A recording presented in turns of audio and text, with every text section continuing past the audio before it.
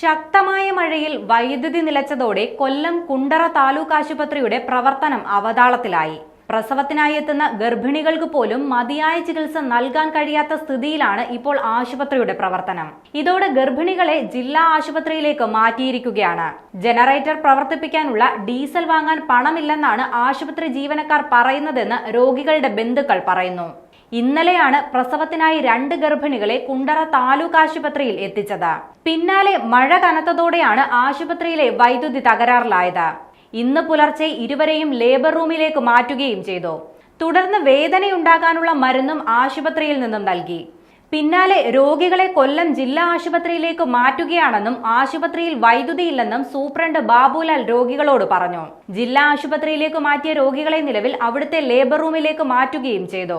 ആശുപത്രിയിലെ generator കേടാണെന്നും diesel ഇല്ലെന്നും താലൂക്ക് ആശുപത്രി സൂപ്രണ്ട് ബാബുലാൽ പറഞ്ഞു.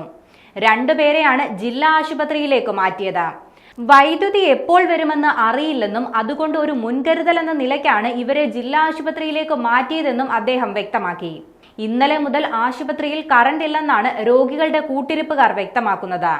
4 മണിക്കും 6 മണിക്കും ഗർഭിണികൾക്ക് വേദന വരാനുള്ള മരുന്ന് കൊടുത്തു. കറണ്ട് ഇല്ലാത്ത പ്രശ്നമുണ്ടെങ്കിൽ ഈ മരുന്ന് കൊടുക്കണമായിരുന്നു എന്നാണ് ബന്ധുക്കൾ ആരോപണം ഉന്നയിക്കുന്നത്.